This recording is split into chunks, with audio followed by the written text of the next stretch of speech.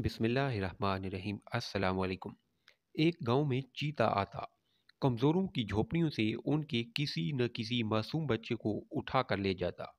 इस गांव के सारे ताकतवर मिलकर कमज़ोरों की माली मदद भी करते और दूसरों में भी मदद का जज्बा पैदा करने का बहाना बनाकर दूर दूर तक अपनी मदद की तहशीर भी करते रहते।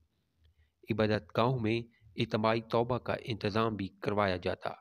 जब भी किसी ताकतवर से पूछा जाता कि चीते को पकड़ने की कोशिश क्यों नहीं की जाती, तो वो कहता, जनाब, कोशिश तो बहुत करते हैं, रात में गांव के चारों तरफ पहरा भी बिठाते हैं, मगर शायद ये हमारे अमाल की सज़ा है। गुनाह बहुत बढ़ गए हैं। दुआ करें कि मालिक कायनात हम पर रहम फरमाए। कमज़ोरों को सिखाया जाता कि सब मिलकर अपने अपने गुनाहों से तौबा करो और दुआ करो कि चीता मर जाए या वो हमारी बस्ती से ही दूर चला जाए। सब दुआएं करते रहे मगर कोई दुआ कबूल ना हुई। चीते के मुंह को बच्चे के खून की सूरत एक आसान शिकार करने का चस्का लग चुका था।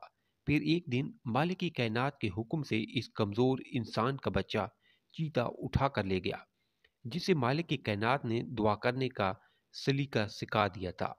इस इंसान ने हाथ उठाए, आसमान की तरफ रोती हुई आंखों से देखा और कहा, ऐ वो ज़ात जिसने सब कुछ तख्लीक किया, तन तहा तख्लीक किया और जिसका कोई शरीक नहीं, तूने चीते को पैदा किया है, उसे दरिंदा बनाया है, उसका कोई कसूर नहीं, वो तो अपने पेट की आग बुझाने के लिए शिकार करेगा और जहाँ उसे शिकार आसानी से मिल जाए वो उसे शिकार करने और कहीं जाएगा।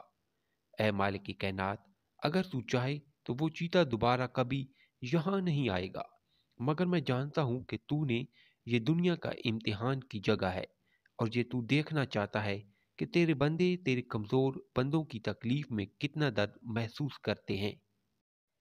ऐ मालिक की कायनात, मैं तुझसे चीते के मरने की दुआ नहीं करता, क्योंकि अगर तू चाहता तो ऐसे कई चीते को पैदा ही ना करता। मैं तुझसे सिर्फ इतना मांगता हूँ कि तूने जिस जिसको ये ताकत और दौलत दे रखी है कि वो उस चीते को पकड़कर मार दें, तो उसी चीते के हाथों वैसे ही इनमें से किसी का बच्चा भी शिकार करवा दे, जैसे तूने मेरा बच्चा शिकार करवाया।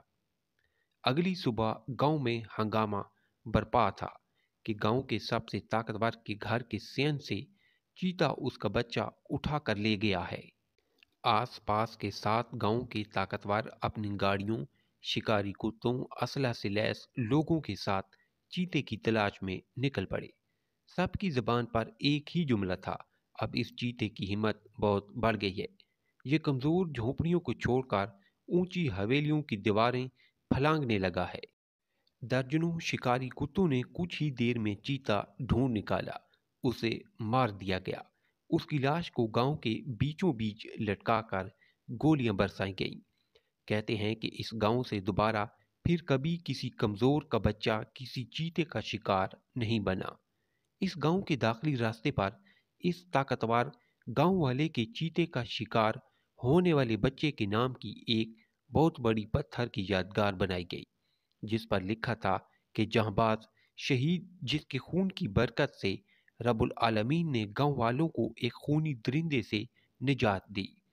दूर दूर के गांव से लोग इस ताकतवर के बच्चे की मां से अपनी मुश्किलों के लिए दुआएं करवाने आते, क्योंकि सबका मानना यह है कि गांव से बच्चे तो बड़े गुनाहगारों के भी उठाए गए, मगर आखिरकार दुआ एक नेक दिल ममता की मूरत की ही कबूल हुई और ये सबको इस अजाब से निजात मिल गई। आइए इस कमज़ोर गुनाहगार इंसान से दुआ करने का सलीका सीखते हैं और दुआ करते हैं, काश ऐसे ही नेक दिलों और ताकतवरों का सब कुछ ये सैलाब, महंगाई, बदअमनी बर्बाद कर दे, जो इस मुल्क में ताकत रखते हुए भी इन ताकतवरों की तरह उस दिन तक सिर्फ गुनाहगार गरीबों में सिर्फ देगें, राशन, कपड़े और बांटते हैं और झूठी तसल्लियां और वादे करते रहेंगे, जब तक इनका अपना बच्चा इस पानी, महंगाई और बदअमनी के सैलाब में नहीं बह जाता। आइए हाथ उठाएं हम भी, हम जिनको हरफ दुआ याद नहीं। اگر آپ اسی طرح سبق آموز اسٹوریاں سننا پسند کرتے ہیں تو پلیز میرے چینل کو سبسکرائب اور ویڈیو کو لائک ضرور کریں۔